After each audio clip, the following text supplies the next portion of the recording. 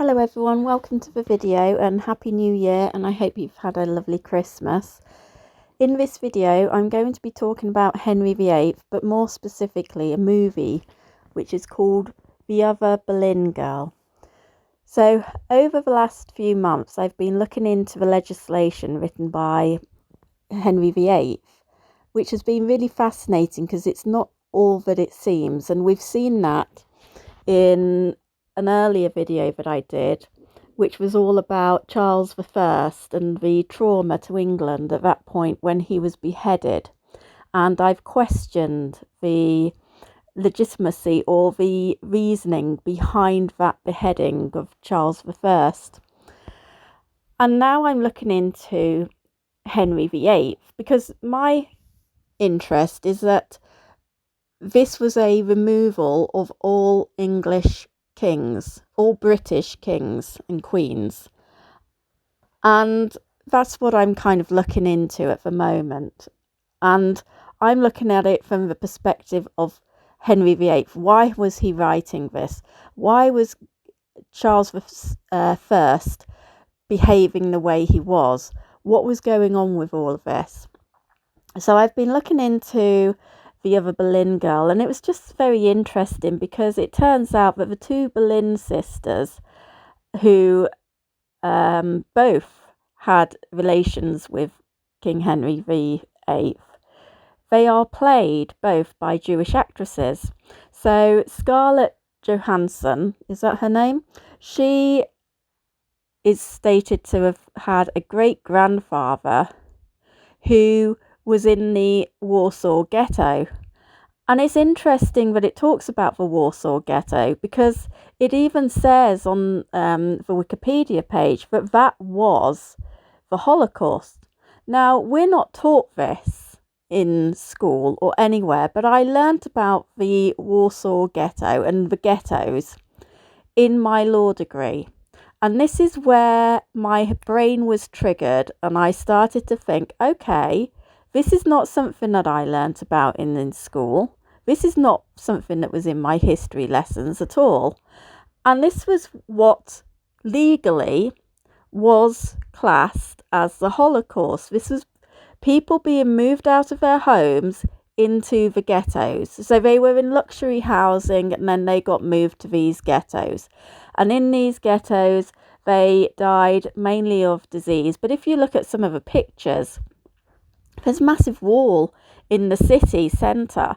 What does that remind you of? Does that remind you? Because it does with me. It reminds me of the Berlin Wall.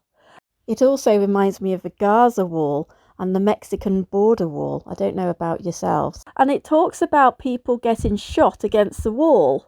But that's what happened with the communists and what the communists were doing in Berlin.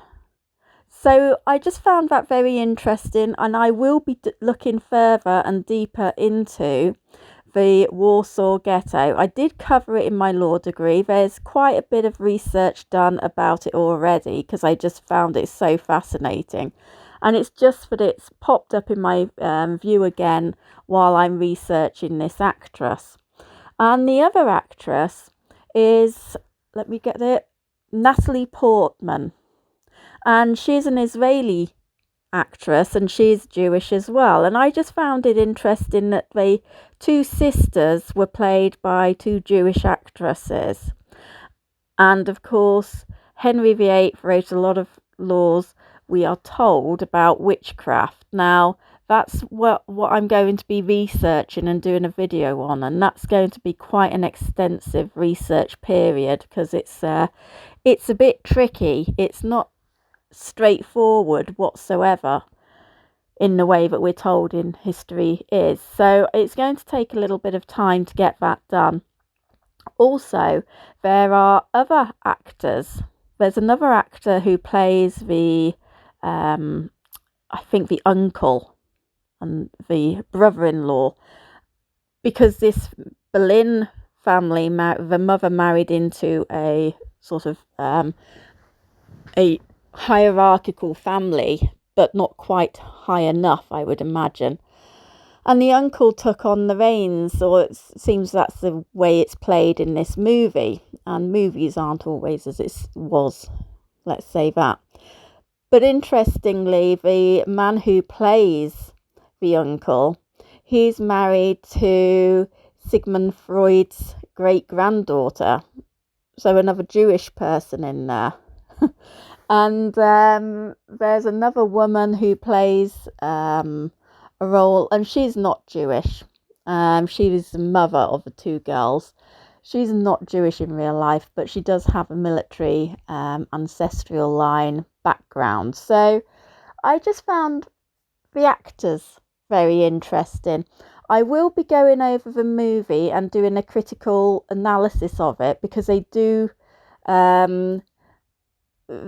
sort of explain things in an interesting way, but I would look at it in a very critical way, because there is incest in there, and it's very interesting. And it's particularly interesting because I'm doing so much research on Henry VIII, and we'll be doing that soon. So I just wanted to I'm hoping to get one big video out, but I think it's going to have to be in parts, because it is such a long video to make, I think. So that's where I am with all of that. But I just thought I'd do this.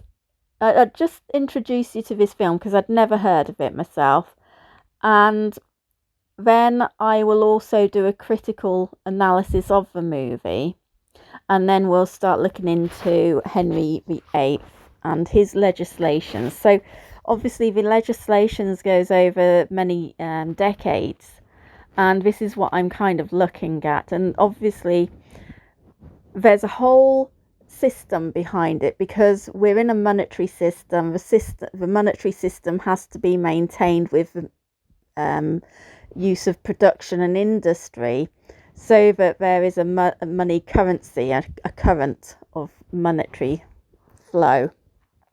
And then it's